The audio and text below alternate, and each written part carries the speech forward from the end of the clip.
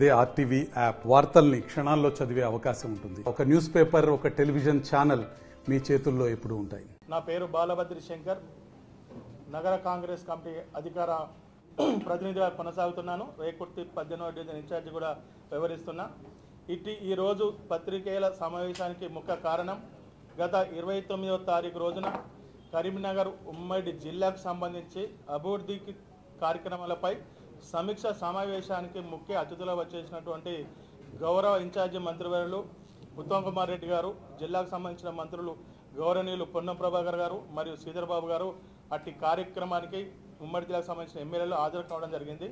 దీనికి సంబంధించి కొన్ని మా కార్యకర్తల జరిగిన 6 సంఘటనలు మీకు తెలియపరచడానికి ఈ కార్యక్రమం మేము ముందుకు రావడం జరిగింది. ఆ రోజు జరిగిన విషయం ఏంటంటే, అట్టి సమావేశానికి వచ్చినటువంటి మంత్రులను సరే ఎప్పుడొక్కసారి జిల్లాకు వచ్చి విజిట్ చేసిపోతారు కాబట్టి కార్యకర్తలుగా నేను 30 సంవత్సరాల నుంచి కాంగ్రెస్ పార్టీ కార్యకర్తగా పనిచేస్తున్నా, కాంగ్రెస్ పార్టీ సీనియర్ నాయకునిగా. మా ముఖ్య ఉద్దేశం ఏంటంటే, మంత్రులను కలిసి వాళ్ళకి నమస్కారం చెప్పి, ఏదైనా బాగోగులు ఉంటే జిల్లాకు సంబంధించి కార్యకర్తలు ఏమైనా ఉంటే వాళ్ళ దృష్టి తీసుకోపని చెప్పి కార్యకర్తలు కామన్గా ఏ సమావేశం జరిగినా మంత్రులు వస్తున్నారంటే కార్యకర్తలు అందరూ పోవడం సహజమే.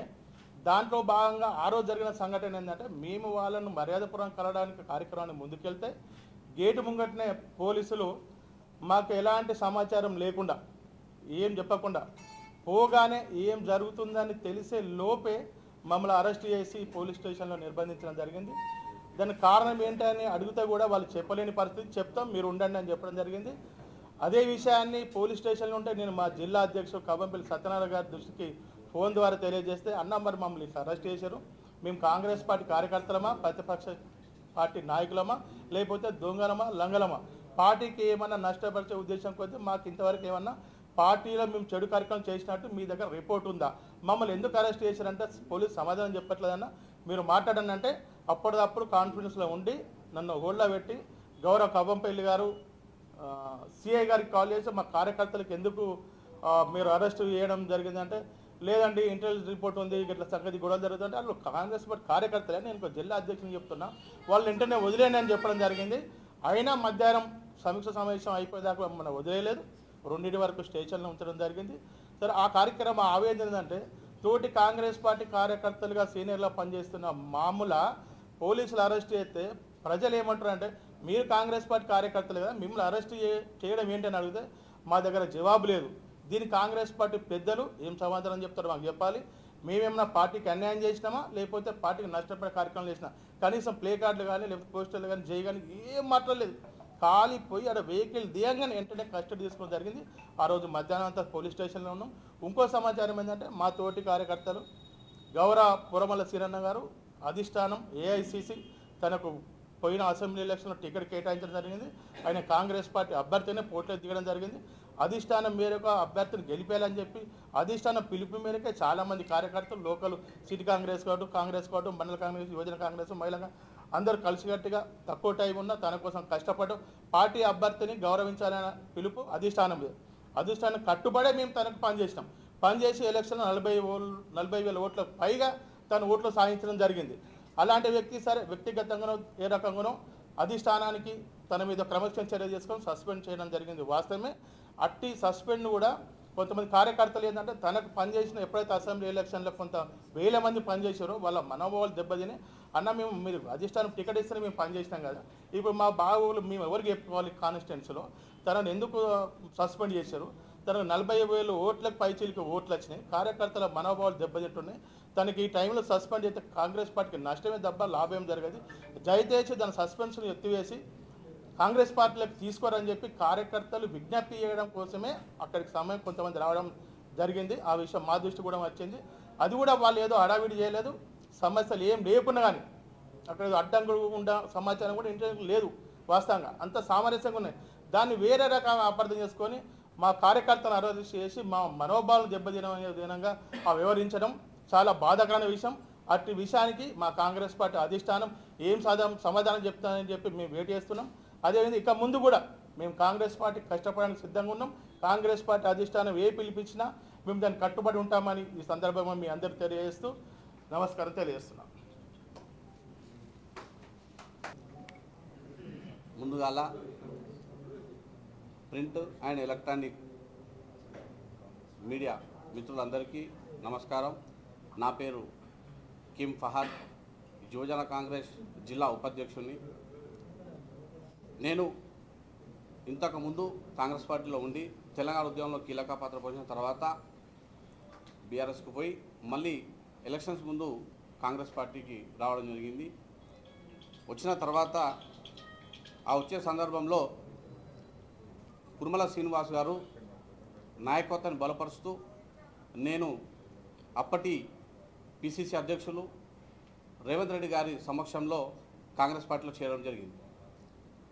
అప్పటి నుండి కాంగ్రెస్ పార్టీకి సంబంధించిన ఏ పిలుపు మేరకైనా కాంగ్రెస్ పార్టీ లైన్ దాటకుండా పార్టీకి ఏ పిలుపు ఇచ్చినా ఆ కార్యక్రమంలో పాల్గొంటూ కీలక రావడం. మొన్నటైతే ఏఐసి సెక్రటరీ గారు వచ్చిన సందర్భంలో జిల్లా స్థాయి సమావేశానికి మేమందరం పోవడం జరిగింది.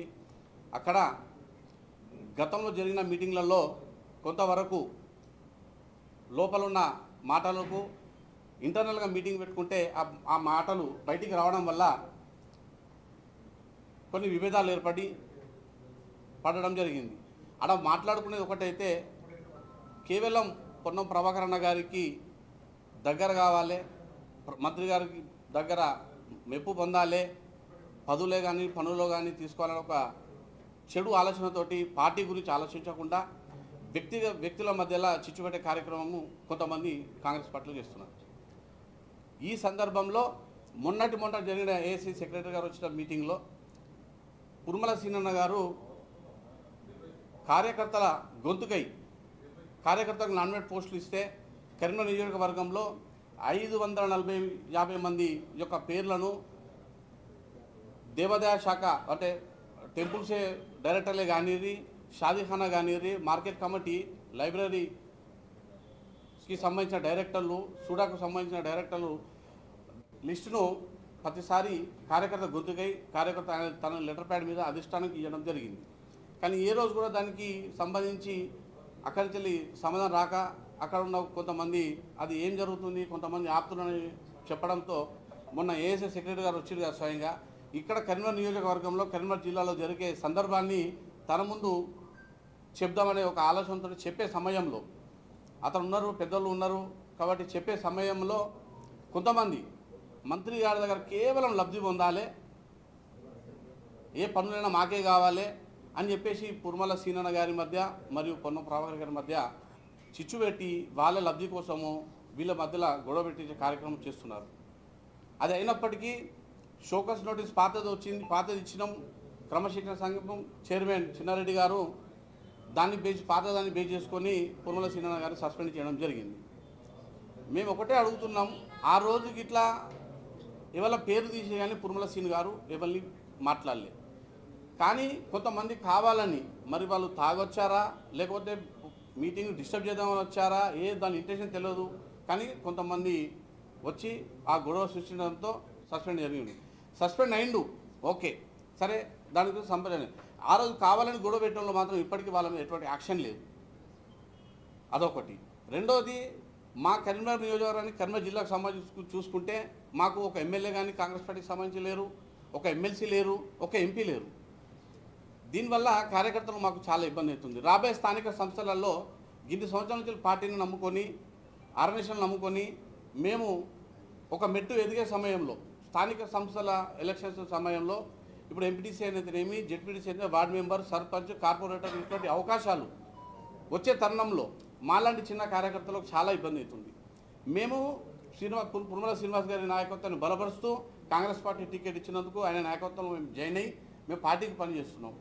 ఇప్పుడు వచ్చే ఎలక్షన్స్ వరకు ఈ వట్టిగా మన నలుగురు కావాలని గొడవలు సృష్టించి మంత్రి గారు లేని ఉన్నట్టు చెప్పి సీనానకు లేని ఉన్నట్టు చెప్పి వీళ్ళ మధ్యలో గొడవ పెట్టడం వల్ల మాలాంటి చిన్న కార్యకర్తలకు చాలా ఇబ్బంది జరుగుతుంది. మరిన్ని వీడియోస్ కోసం ఛానల్ ని సబ్స్క్రైబ్ చేయండి, లేటెస్ట్ అప్డేట్స్ కోసం వాట్సాప్ ఛానల్ ని ఫాలో చేయండి అండ్ లింక్ డిస్క్రిప్షన్ లో ఉంది.